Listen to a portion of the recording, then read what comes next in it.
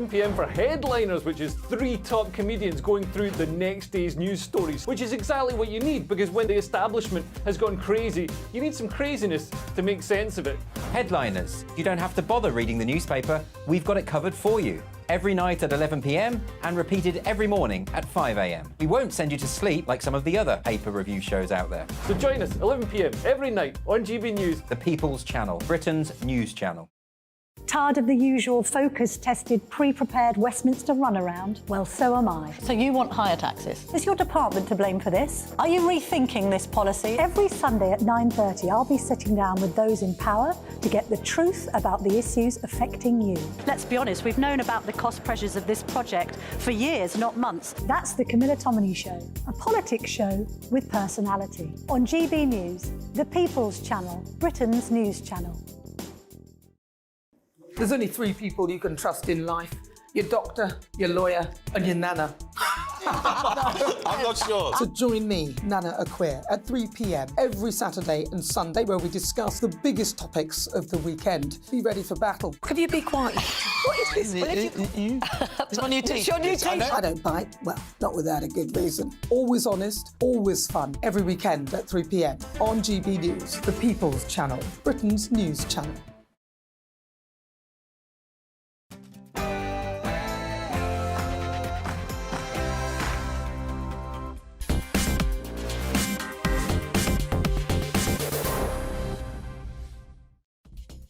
And a very, very good evening. Yes, it's 7 o'clock. It's Farage, but of course, the big man, he's somewhere else. We know where he is. He's down under. We'll be talking about that later. But so much to get into this evening. Religion and politics in schools. Big, big topic to be getting ourselves into. The stalling of offshore wind. Is it blowing or is it not? And of course, we'll be looking at Farage, what went on yesterday, what he can look forward to throughout this week. Anyway, first up, it's the news with Aaron Armstrong.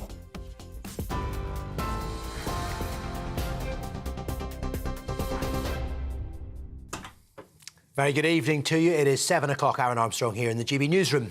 The Prime Minister Rishi Sunak has promised tax cuts to boost economic growth and reward hard work ahead of Wednesday's autumn statement. He says the government can move into the next phase of fixing the economy now that inflation's been halved. But he says any tax cuts will be made carefully and sustainably. Rishi Sunak identified 5 long-term goals, which include reducing debt, building sustainable energy, supporting business and delivering world-class education. So now that inflation is halved and our growth is stronger, meaning revenues are higher, we can begin the next phase and turn our attention to cutting tax.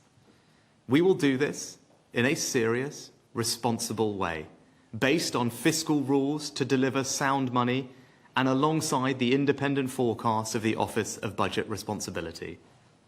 And we can't do everything all at once. It will take discipline, and we need to prioritise. But over time, we can and we will cut taxes.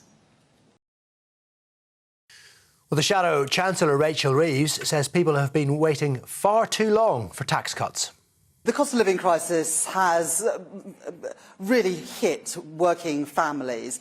They've had more of their money taken in taxes, the highest tax burden in 70 years, 25 tax rises just in this Parliament, inflation eating into wages as well, and higher mortgages and rents.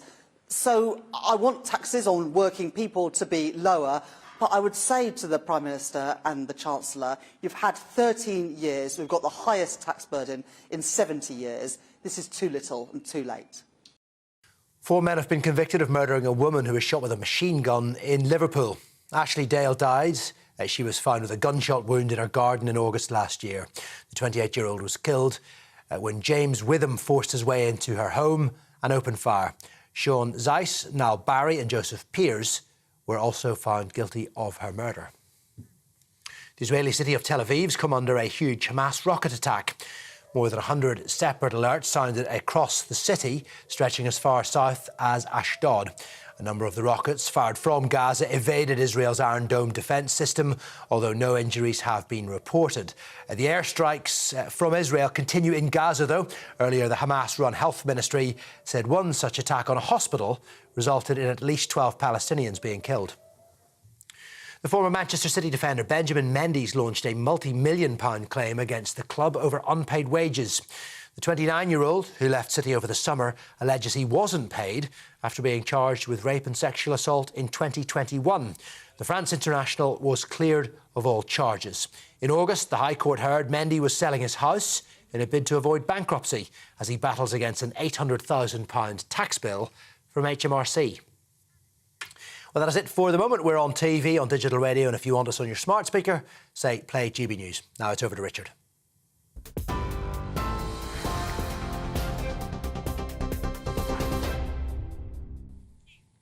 Thank you, Aaron, and welcome to everybody. Yes, it's just after 7. It's Farage. He, of course, is away, so I'm standing in this evening and this week. Extraordinary scenes on the TV last night in that episode. We'll be talking about that later in the show. But there's some serious stuff that we have got to talk about, because we need to really understand what is going on with regard to religion in politics and politics in schools, because I have to say that I'm increasingly anxious, increasingly disturbed. In the UK, we've actually never really done religion in politics. We wear it very lightly. We have a separation of the church and the state. And I think that that has worked and served us extremely well. You look around the world, and where you see religion playing a heavy role in politics, I think we've got to be honest, folks, the results are very often not good. Oppressive, sometimes horrific, sometimes violent. Not good at all. But where are we going here in the UK with the protests that we've seen? And then all of a sudden, we've got children being used for political protest about religious division. And you see how this all intertwines.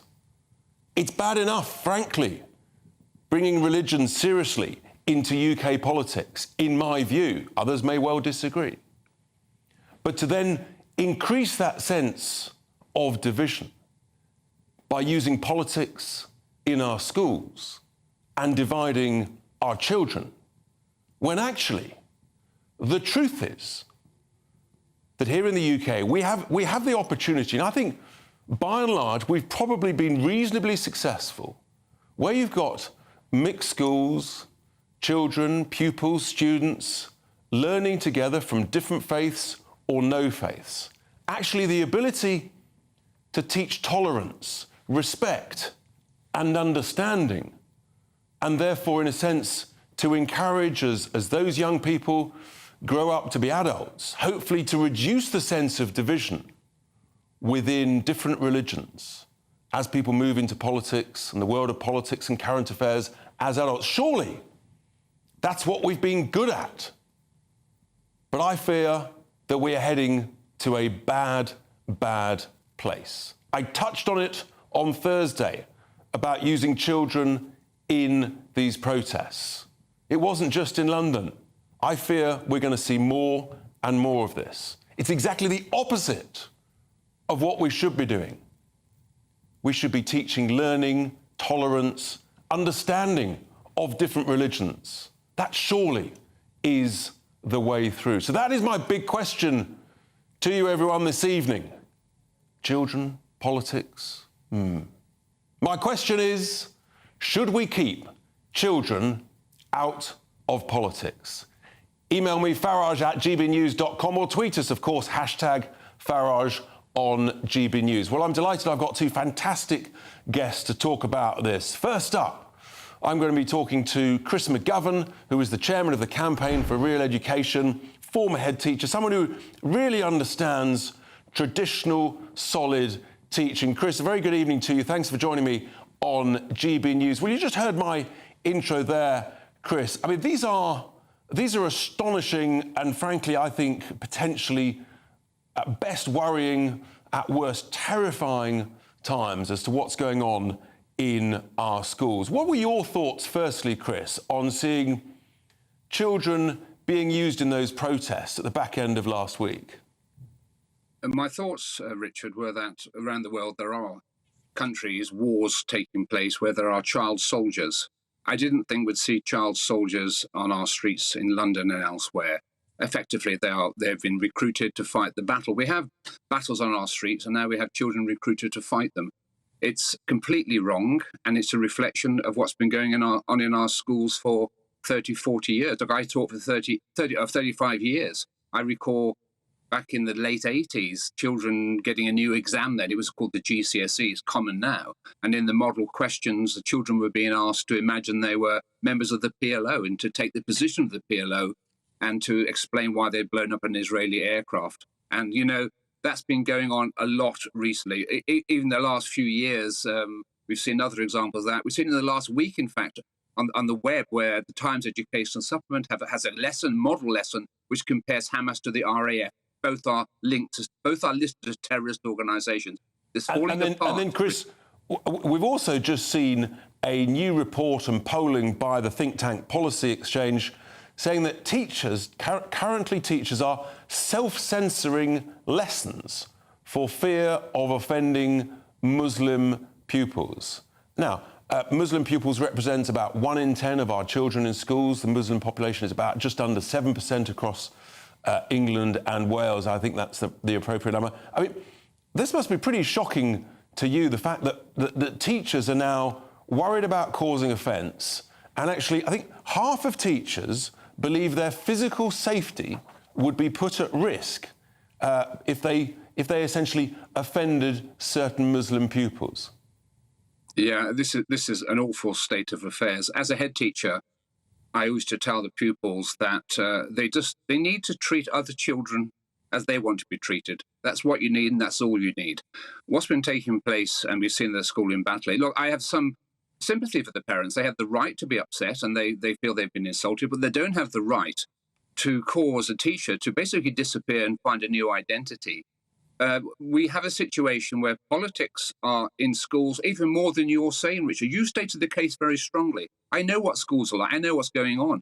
And a few years ago, the police went into a school in Bethnal Green where those 3 girls disappeared, went off to Syria, became a big case. The police went into the school and they wanted to see whether there was any promotion of terrorism. What they found was no promotion of terrorism. What they found was that the school was actually teaching the children both points of view. So they were taught the point of view of George Bush when the 9/11 took place, and they were then taught the point of view of Osama bin Laden. They're equal but different. That's all. And that's Chris, how does it work out where you've got a mixed school with Muslim children, with Christian children, with Jewish children, and you've got parents, possibly with the sort of the implicit encouragement, possibly of some teachers, where the Muslim children are basically being encouraged to go on protest? I mean, that's a recipe for disaster, isn't it? It's a recipe for disaster, because what's happening is a total breakdown and teachers are taking sides. On the whole, you know, teachers tend to be on the left. I think 1 or 2 surveys we've seen recently have shown that hardly any teachers will support the Tory party. In fact, a few years ago at the Labour Party conference, one of the teaching spokesmen there said to the conference that education in Britain is failing as long as a single pupil leaves school and votes Tory. That's where we are. It's highly politicised, the classroom, and the content is highly politicised, and the selection of content.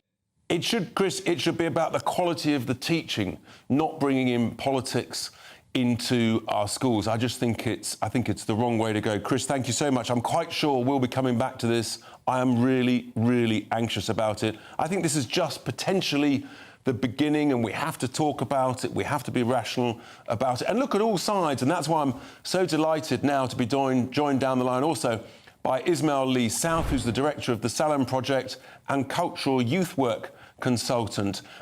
Ismail, thank you so much for joining me. I hope you just heard that previous discussion with Chris McGovern. Thank you very much for inviting me.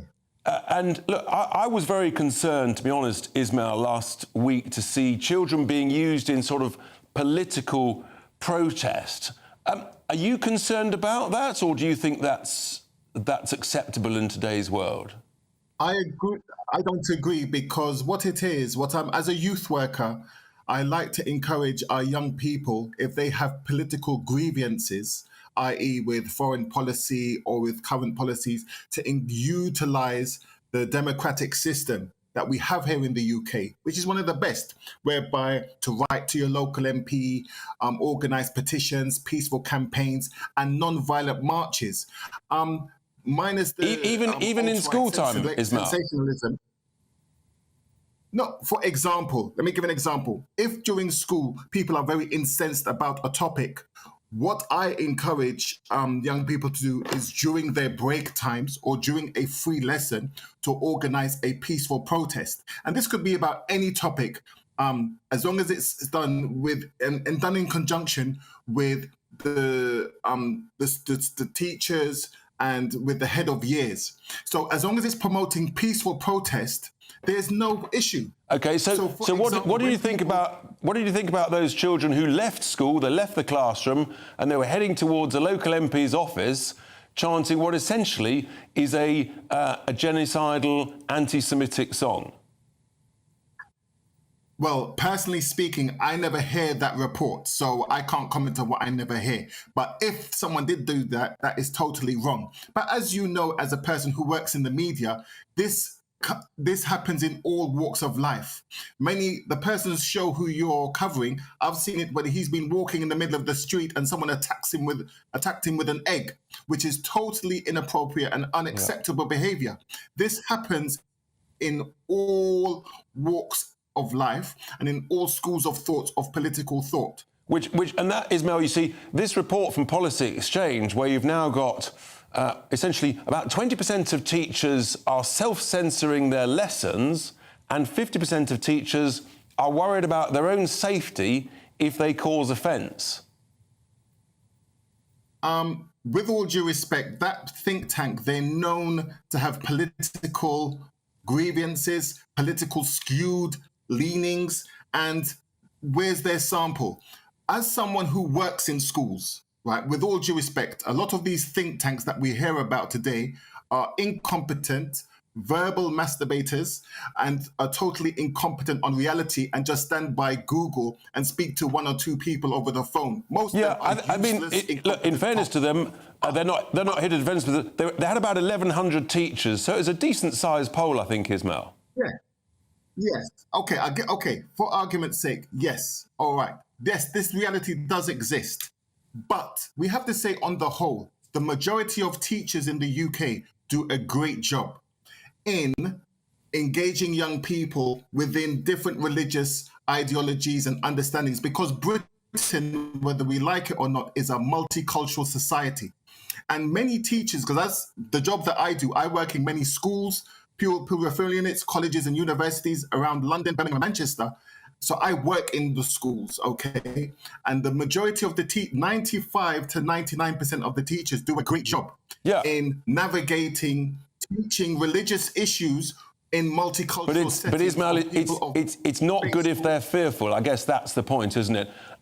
Ismail, thank you so much indeed. No, but you said 20%. You said there's 20%. No, I said about 50% in this poll are fearful for their safety. 20% are essentially self-censoring. But 50%, 1 in 2, are fearful.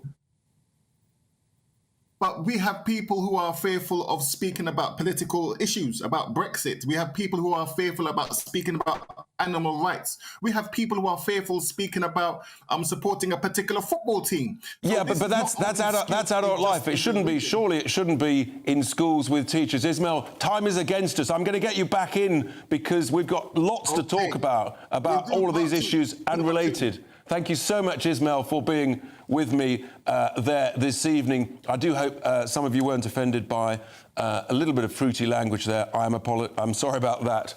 This issue it's serious.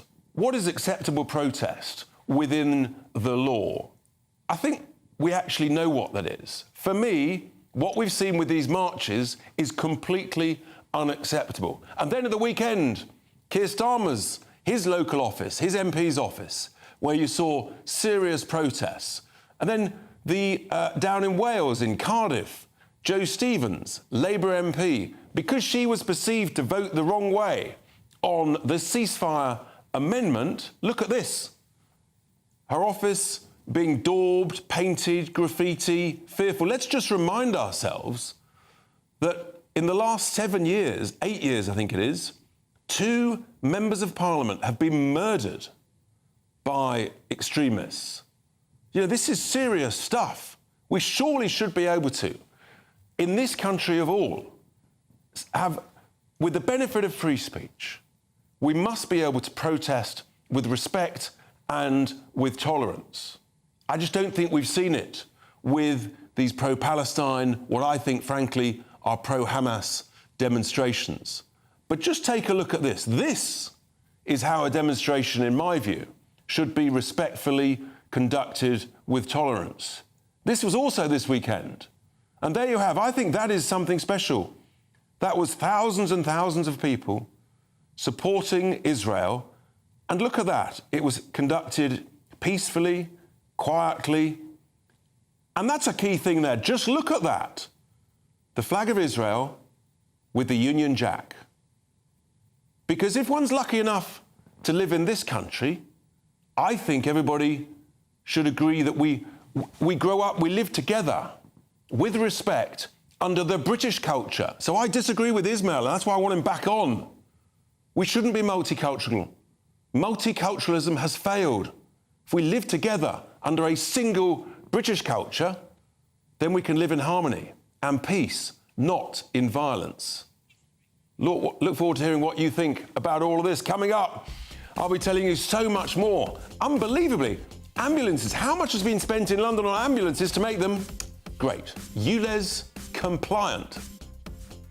I'll show you Nigel's local English boozer in the outback, where he'll come for that crisp, cold pint after leaving the jungle. You won't want to miss that. All coming up straight after the break here on Farage.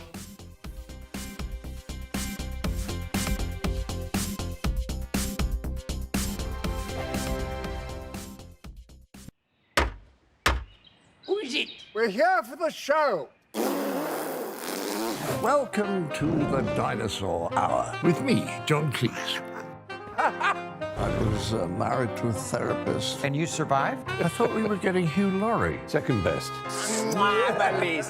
You interviewed Saddam Hussein. What's that like? I was terrified. I'm playing strip poker with you three. Oh! No, thank you. My CDs need to be put in alphabetical order. Are you going to be problematic again? The Dinosaur Hour.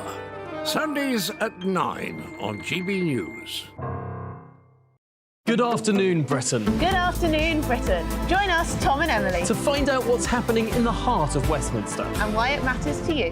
Weekdays from midday, we bring you the most compelling stories from across the United Kingdom. And from your doorstep to our inbox, That's right, we want to hear from you, GB News. Britain's news channel. I think the most exciting bit for me is talking to people. People who I think are ignored often by the major news channels. We're going to give news they want to hear. There's a voice there that needs to be heard. I think there's a chance here for a diversity of opinion to be expressed, which you don't find elsewhere. It's really exciting. We don't hold back. We're free to say how decisions that are taken here affect us all around the country. Only on GB News, the People's Channel, Britain's news channel. Join us every night on GB News at 11 p.m. for Headliners, which is 3 top comedians going through the next day's news stories, which is exactly what you need, because when the establishment has gone crazy, you need some craziness to make sense of it. Headliners. You don't have to bother reading the newspaper. We've got it covered for you. Every night at 11 p.m. and repeated every morning at 5 a.m. We won't send you to sleep like some of the other paper review shows out there. So join us 11 p.m. every night on GB News. The People's Channel, Britain's news channel. Tired of the usual focus-tested, pre-prepared Westminster runaround? Well, so am I. So you want higher taxes? Is your department to blame for this? Are you rethinking this policy? Every Sunday at 9:30, I'll be sitting down with those in power to get the truth about the issues affecting you. Let's be honest, we've known about the cost pressures of this project for years, not months. That's the Camilla Tominey Show, a politics show with personality. On GB News, the People's Channel, Britain's news channel. There's only 3 people you can trust in life. Your doctor, your lawyer, and your nana. I'm not sure. So join me, Nana Acquia, at 3 p.m. every Saturday and Sunday, where we discuss the biggest topics of the weekend. Be ready for battle. Could you be quiet? What is this? It's my new teeth. It's your new teeth. I don't bite. Well, not without a good reason. Always honest, always fun. Every weekend at 3 p.m. on GB News, the People's Channel, Britain's news channel.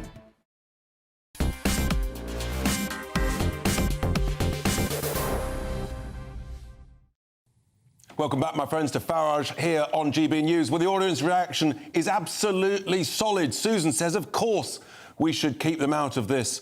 Margaret says, yes, definitely we must keep children out of politics. And Alison says, she doesn't muck about either. Sanction the adults who are facilitating this. Well, there we are. But, of course, down under, there is lots going on. Just a little taster of what to look forward to with Nigel on I'm a Celebrity this evening. Something slightly different for you. This is a margarita. Nice. A camel udder. Wow. And a sheep udder with a cow's teat. There's nothing. Did you prepare this yourselves, guys? Not personally, no. We can't take all the credit. Nigel, you're smashing it. You're smashing it. This is. Bit blooming tough. Oh, Farage! Farage! Does look quite moist, quite kind of creamy. You have to describe it in front of me. I have to say, that makes me absolutely chuckle. I have had many, many meals, dinners, lunches with Nigel. I'm pretty certain that that's the first slice of pizza he's ever had. I've never seen him anywhere near pizza. But let me tell you, this is what a proper pizza looks like. Absolutely marvellous. I'm looking forward to tasting this a little bit later. Beautifully served. Smells absolutely fantastic. Rather that than a little bit of sheep's udder pizza on a margarita. Anyway, let's go down now to the Gold Coast. The great Ben Leo, he's there in situ to tell us the latest. Hi, Ben, what's going on? Evening, Richard. What's going on? Well, look, I'm not sure who I need to complain to at GB News, but I was promised a tan and sunshine on this trip. At the moment, we've had about, torrid torrential rain for the last couple of days, and it's forecast like this for the next week or two as well, which is going to have, obviously, a detrimental effect on Nigel and the campmates. They're all going to get sodden. I don't know if you can see, but there's some epic waves behind, and there's some pretty nutty Aussies. It's 5 in the morning here. They've got shirts off, skins, surfing in the sea. So they're surfing at 5 in the morning. I don't know what you think, but if you fancy me doing that tomorrow, it's 5 in the morning, yeah. And they're already out enjoying the surf. But if you fancy me doing that tomorrow, let me know, and I'll see if I can get my own I think bush that's tucker trial on the go. Absolutely obligatory. That is an order from HQ. So what can I'm not sure what health and safety evening? chiefs would say about it. Now, you've been tonight, to a pub, massive episode. So the first, yeah, exactly. The first episode last night, which you guys saw, we saw Nigel in the outback, 2,000 miles away, getting knee deep in slime and grime, winning stars for his campmates. Tonight, big episode coming up. You saw that teaser clip you just played. I was going to have pizza for dinner tonight, but it's put me off, I think. I can't tell you too much, but aside from the grim bush tucker trial he's going to do, we're going to see a side of Nigel that very few people have seen before. That's all I can say. And also he has his first serious discussion, a bit combative, about Brexit as well. When Nigel's out, I've done him a bit of a favour earlier today. I went on a recce all around the Gold Coast trying to find the best boozer where Nigel can go and get a crisp cold pint for when he's out and so he can recuperate properly. This is what I found. It's an absolute gem buried in the hills of the Gold Coast. Check this pub out. Where better to follow Nigel's jungle adventure than the only English pub this side of the Gold Coast in Australia, the Fox and Hounds. Brought over, most of it, the interiors, from a pub in Sussex, near me, back home in England, some years ago, complete with traditional red English postbox, the red telephone box that you'd actually find in the jungle camp as well. No working phone, unfortunately, so you can't vote for Nigel to remain. And a right beauty, a double-decker English London bus brought over from the 1950s. But go on, Nigel, GB News on the chalkboard. Absolutely nothing to do with me, I promise. It was here when I got here. And as you come in, the Britishness whacks you in the face. A flag, King Charles III coronation flag. They marked it with a big event earlier this year. And it wouldn't be an English boozer without some bacon frazzles, Monster Munch, of course. Coming into the bar, normally this is packed out with Brits and Aussies having roast dinners, toad in the hole, even sticky toffee pudding. Perfect for days like today. And, of course, a massive TV for watching GB News and following Nigel's jungle adventure. Charlie, what are your thoughts on our Nigel's jungle prospects? You're the perfect establishment for Nigel to come to as soon as he's out of the jungle. What are you going to whip up for him? What's he going to drink? Well, I guess after he washes his feet and becomes a bit more presentable, you know, straight away, I guess you'd hit a pint, wouldn't you? I'd smash a pint after being out there and in the bush. Once you've washed that down, you know, toad in the hole, yeah, absolutely. It's probably one of the go-tos. Yeah. But, you know, on the side, who can not have a packet of Monster Munch pickled onion, you know? Justin, good stuff. Love the pub. 2 pints of lager and a packet of crisps, please, love. Thank you. Come on, come on. I think after this trial, I think Nigel might need more than 2 pints of lager. He would definitely be looking forward to going to that boozer in the Gold Coast. Coming up, folks, we've got a big debate, the stalling of offshore wind farms. What's going on? What's it all about? We have got the answers. Don't go anywhere. It's Farage on GB News.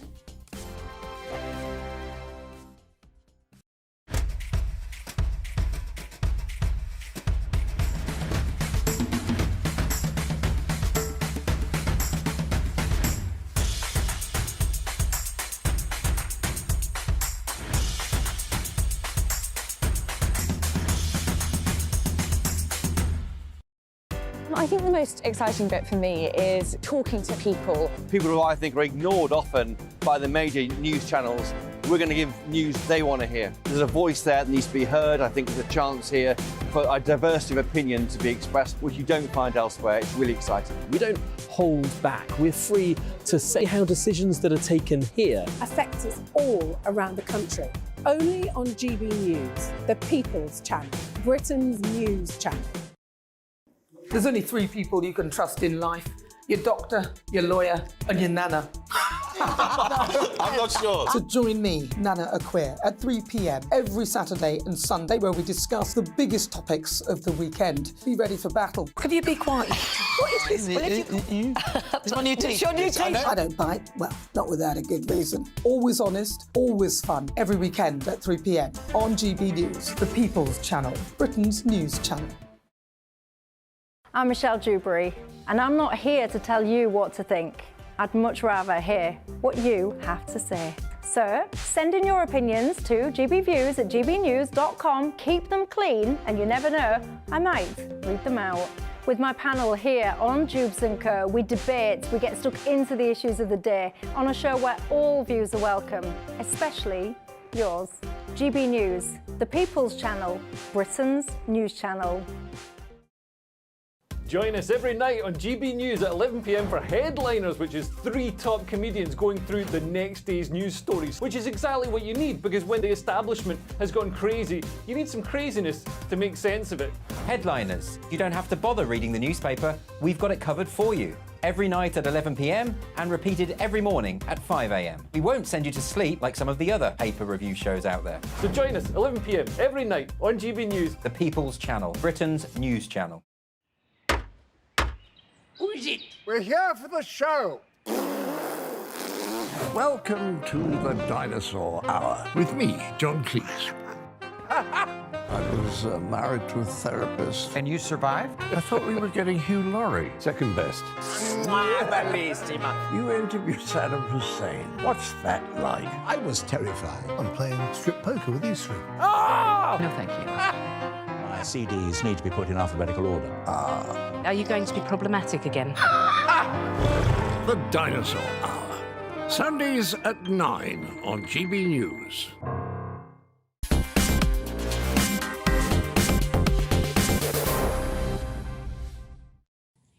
Welcome back, my friends, to Farage on GB News. Well, the great renewable energy debate, is it the saviour of everything to do with climate change? And of course, within that, wind farms, offshore wind farms, are a significant part of the government's strategy and the Labour Party's strategy. But something strange has gone on, because despite all of the enthusiastic talk, when the bids came in September for the latest round of licences, which was sort of auctioned off, guess what happened? Where was the enthusiasm that we heard about last year when they were sort of clambering over themselves? Not a single bid was received. So what's going on? I thought it was the cheapest form of energy. I thought it was the great future. What's happened? Well, joining me now down the line to discuss this is Andrew Montford, Director of Net Zero Watch, and then I've got a guest in the studio. Andrew, a very good evening to you. You've been studying this sector, this industry, renewable energy, offshore wind, closely. What's happened? The government said this is the great hope. We've got to build loads more wind turbines, but all of a sudden, the developers have said thanks, but no thanks. Yeah, since about 2017, we've been told that offshore wind is the cheapest form of power around. And we at Net Zero Watch have been saying that that just isn't the case. You can look at the accounts of offshore wind farms. They publish all their financial accounts, and you can see that the cost is very high and is coming down at best only slightly. What happened was, although they were bidding extremely low prices to ostensibly supply power to the grid, in actual fact, and up until last year, those contracts were in fact really options. They didn't have to take them up. So when those developers came to the point where they could activate their contract, market prices were extremely high. We had the war in Ukraine, energy prices had gone through the roof. And so they said, well, thank you very much. We will just sell in the open market, thank you. And their contracts allowed them to do that. So there was a bit of a scandal over that. And what happened was the government then said, OK, we can't have these wind farms raking in such huge sums of money. They were making hundreds of millions of pounds. So Andrew, let's just, on this bit of last year's, they bid very low last year. Everybody said, look, that means wind is the cheapest of all. But already Correct. Some of those projects have been cancelled or postponed. This year, there were no bids at all. And what's just happened now in the last few days, the government talking about a huge increase in the price of this. What's going on? Yeah. OK, so they got no bids last year.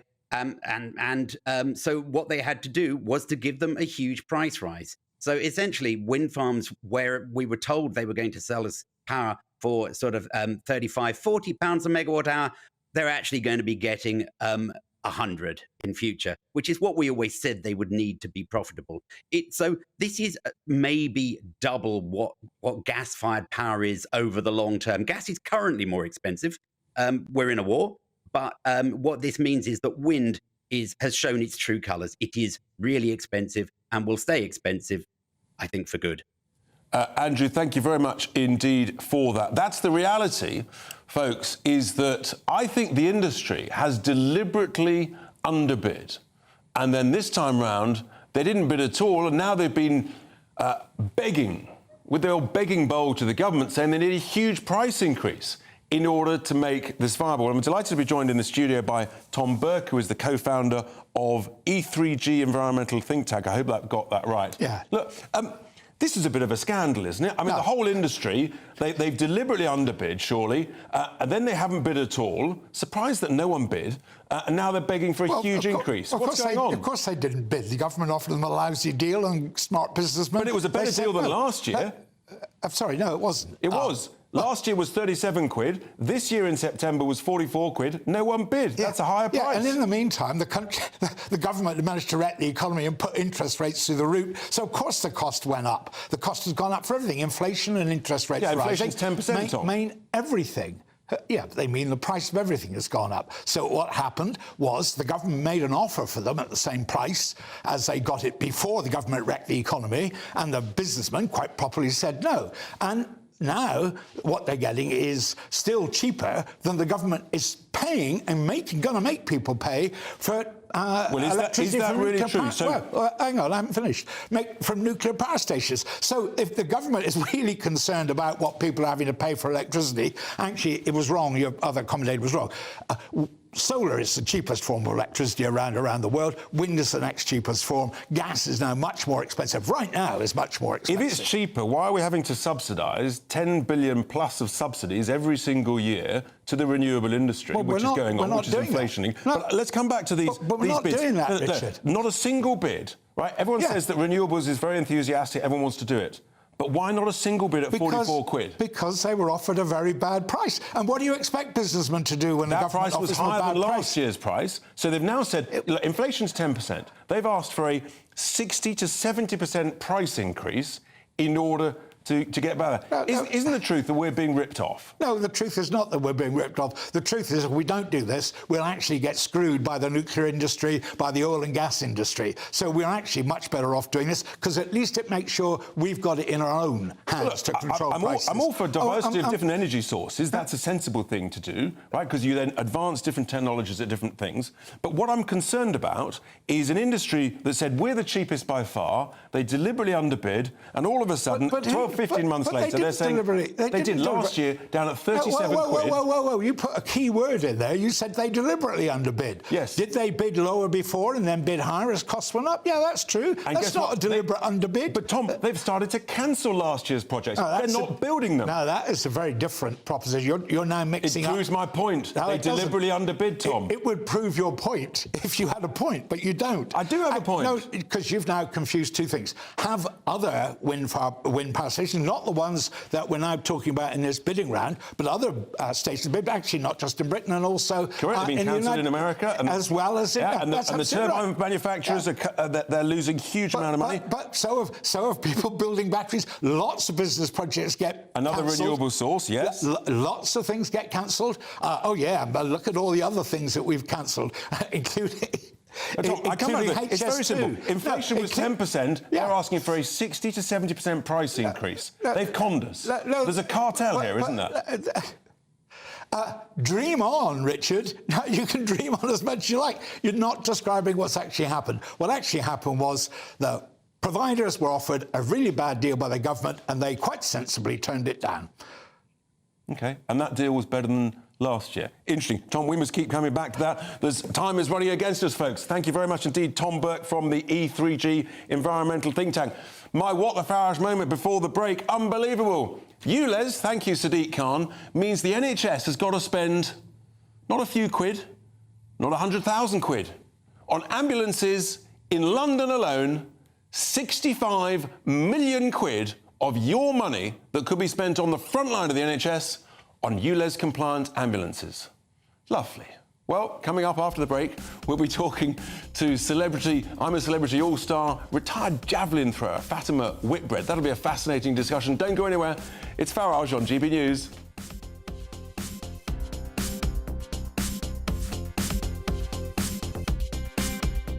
On Patrick Christie's tonight, 9 till 11 p.m, is society too afraid of offending the Muslim community? Are schools indoctrinating kids using transgender teddy bears? We'll hear from both sides on that disturbing story. Plus, do Harry and Meghan deserve an invite to Christmas at Sandringham? The Mail on Sunday, Charlotte Griffiths offers her expert analysis. And tune in for the most exciting pay-per-view anywhere on the telly with Kelvin Mackenzie tucking in to tomorrow's headlines. Patrick Christie's tonight, 9 till 11. Be there.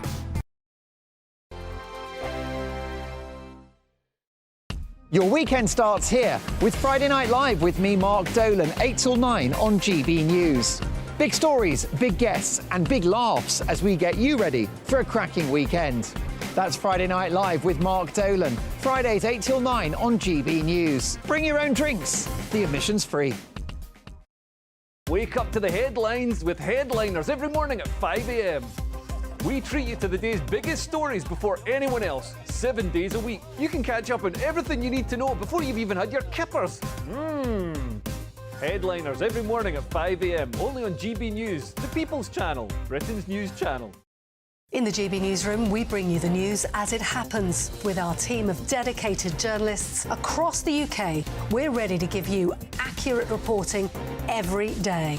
When the news breaks, we'll be there with bulletins on GB News, the People's Channel, Britain's news channel. I think the most exciting bit for me is talking to people. People who I think are ignored often by the major news channels. We're going to give news they want to hear. There's a voice there that needs to be heard. I think there's a chance here for a diversity of opinion to be expressed, which you don't find elsewhere. It's really exciting. We don't hold back. We're free to say how decisions that are taken here affect us all around the country. Only on GB News, the People's Channel, Britain's news channel. Good afternoon, Britain. Good afternoon, Britain. Join us, Tom and Emily, To find out what's happening in the heart of Westminster. and why it matters to you. Weekdays from midday, we bring you the most compelling stories from across the United Kingdom. And from your doorstep to our inbox. That's right, we want to hear from you. GB News, Britain's news channel. GB News, unlike other broadcasters, isn't obsessed with the London-Westminster bubble. We think there's a nation beyond the M25, and that's why we talk about the issues that matter across the land. Join me on State of the Nation, 8 to 9 o'clock, Monday to Thursday, on GB News. Daisy's listening, and you should too. I'm Andrew Doyle. Join me at 7 o'clock every Sunday night for Free Speech Nation, the show where I tackle the week's biggest stories in politics and current affairs with the help of my 2 comedian panellists and a variety of special guests. Free Speech Nation, Sunday nights from 7 on GB News, the People's Channel, Britain's news channel. Tired of the usual focus-tested, pre-prepared Westminster runaround? Well, so am I. So you want higher taxes? Is your department to blame for this? Are you rethinking this policy? Every Sunday at 9:30, I'll be sitting down with those in power to get the truth about the issues affecting you. Let's be honest, we've known about the cost pressures of this project for years, not months. That's the Camilla Tominey Show, a politics show with personality. On GB News, the People's Channel, Britain's news channel.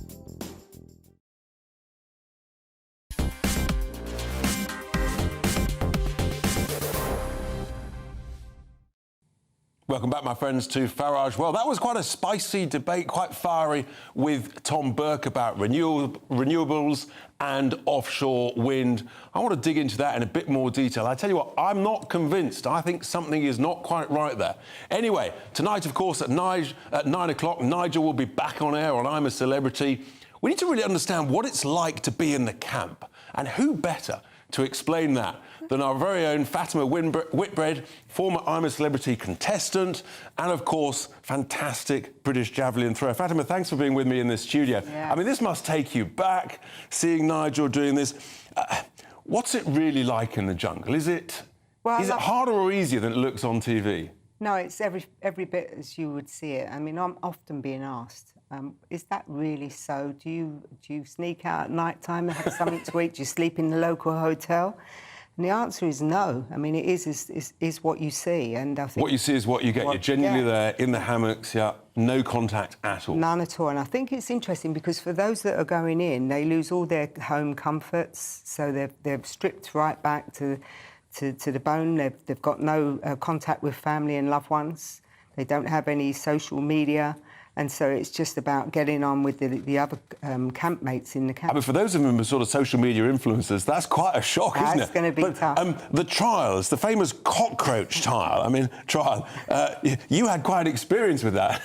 Tell us about that. That was quite an experience for anybody. I think it was a challenge enough, but having that little cockroach stuck at the back of my nose, you could feel his little furry legs moving. It was quite awful, really. I mean, it was 40 minutes. They edit down a lot of what you see, but 40 minutes before I could actually get that thing to come back down. 40 minutes? 40 minutes. It's a long time. It was almost like someone had shaken up a fizzy drink and it was exploding in my head. And I said to the doctor, where's this thing going to come out?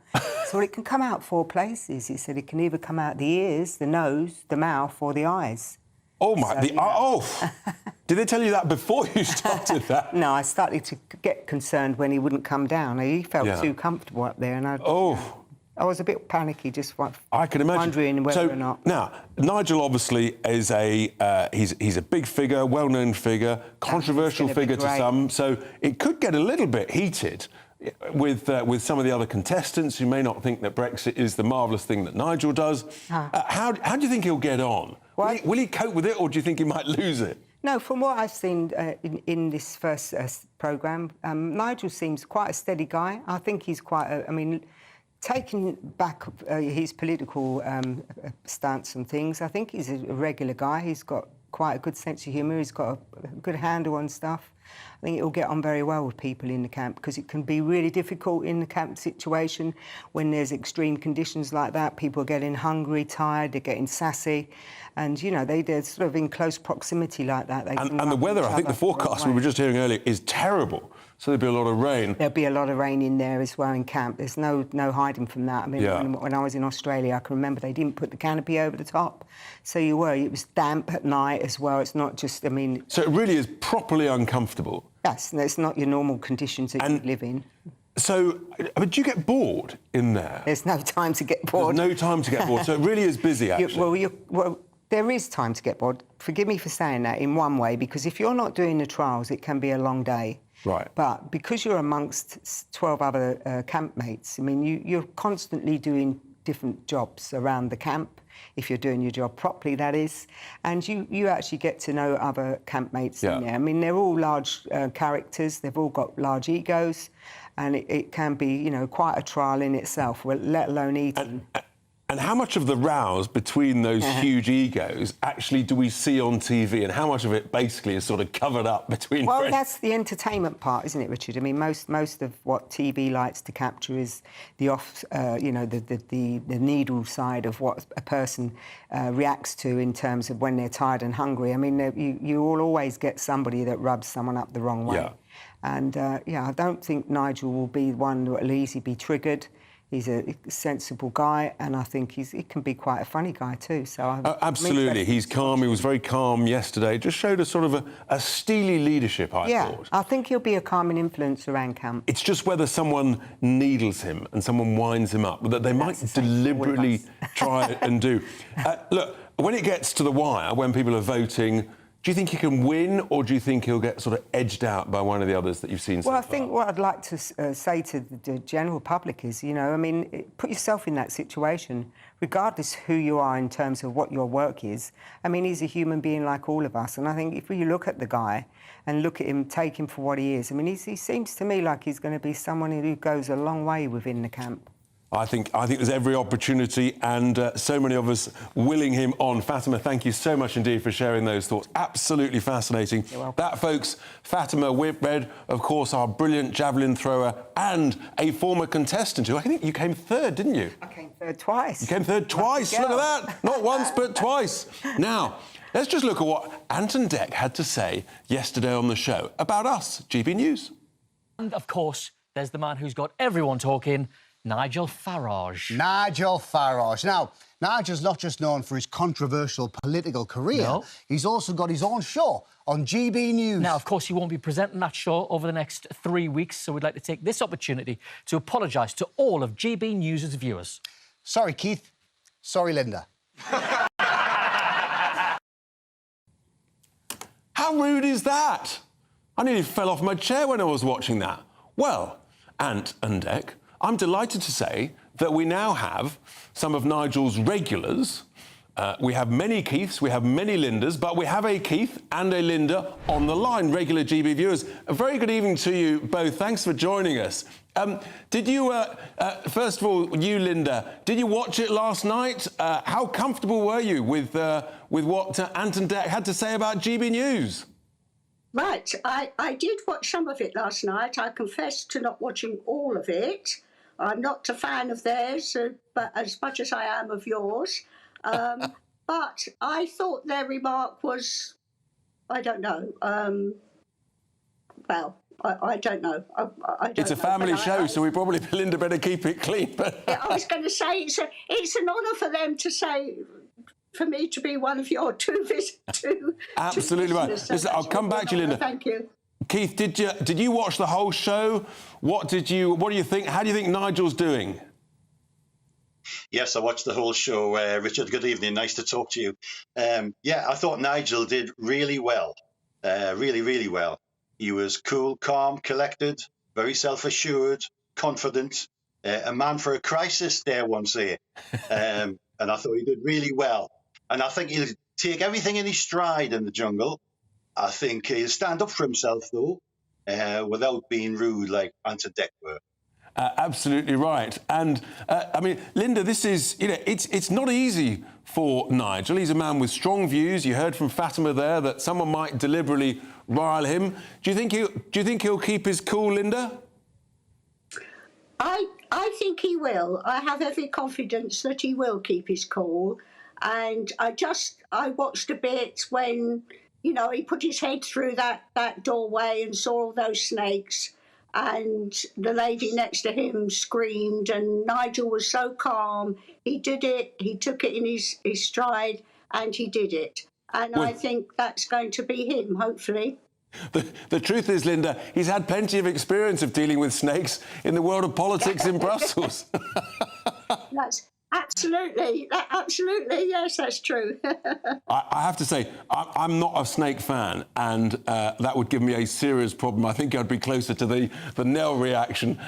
Keith, just to you. So how far do you think Nigel can go? Do you think he can win it, and will you be watching it all the way through, or if he gets sort of hoofed out, will you drop it? Yeah, I'll stop watching it as soon as Nigel is out. But I think this is the dilemma. This is what I'm watching it for. This is the dilemma for ITV. He's the pantomime villain, isn't he, this year? And they'll want to keep him in because pantomime villains get ratings. But they would like him to leave the jungle as soon as possible to humiliate him. So that's the dilemma ITV are in. But I'm watching for Nigel Farage. I'm certainly not watching for Anton Deck. Absolutely right. Thank you very much, Keith. Just coming back to you, Linda. So you'll be watching, your friends are watching. Are you spreading the word? We need everybody to vote for Nigel so he doesn't get kicked off. We do, yes, indeed. I will do my best to do that and support him. Yes, I will. Absolutely fantastic. Well, both of you, thank you so much indeed for joining us. I know that you've been at Farage events, Farage at Large events around about the country, and many, many others. Everyone watching and listening, make sure you download the app, you get some free votes. It's really, really important. We don't want those lefties, do we, winning the day and getting Nigel. I mean, they tried to sort of have some form of boycott. Well, that hasn't worked very well, has it? Anyway, that was great having them on. Fatima, thank you so much indeed for your thoughts. Come on, Nige. Come on, Nige. He can do it, can't he? I think he can, I really do. Anyway, it's been a great show, folks. And also, you're in for a treat because Jacob has been held up yet again. There's lots of work going on in the House of Commons, voting and everything, so Jacob's not around. So I'll be standing in for Jacob shortly after the weather. Hello again. A window of fine weather to come over the next 24 hours. That is once any further showers have eased overnight. A lot of cloud continuing at first, but then clearing skies are arriving from the north and northwest as a ridge of high pressure builds in from the northwest. But still, we've got low pressure close by. That's continuing to bring some cloud and some rain or showers, especially across eastern parts of the country. Eastern Scotland seeing those showers push into eastern England overnight. A lot of low cloud associated with these showers as well. Some showers continuing across north and west Wales, parts of southwest England as well, but these will ease. So for many, it's turning drier and clearer overnight. Scotland and Northern Ireland seeing a frost by dawn with -2 to -4 Celsius in some sheltered spots. But that's where we'll have the brightest of the skies first thing. Scotland and Northern Ireland, plenty of fine weather through the morning. Elsewhere, a lot of cloud, especially East Anglia in the southeast, where there'll be some mist and fog first thing with some showery rain continuing into the afternoon. 12 Celsius here, but crisp autumn sunshine elsewhere, 8 to 10 degrees generally. However, for parts of Scotland, it turns cloudier later, and that's ahead of some wet and windy weather sweeping in for Wednesday. That rain affecting predominantly Scotland, but there'll be some dribs and drabs of rain for Northern Ireland, Northern England as well. Further south, a largely dry day on Wednesday with increasingly cloudy and breezy weather later. Rain sinking south on Thursday, followed by colder conditions by Friday.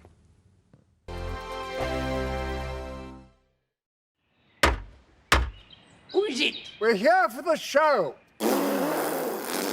Welcome to the Dinosaur Hour with me, John Cleese. I was married to a therapist. And you survived?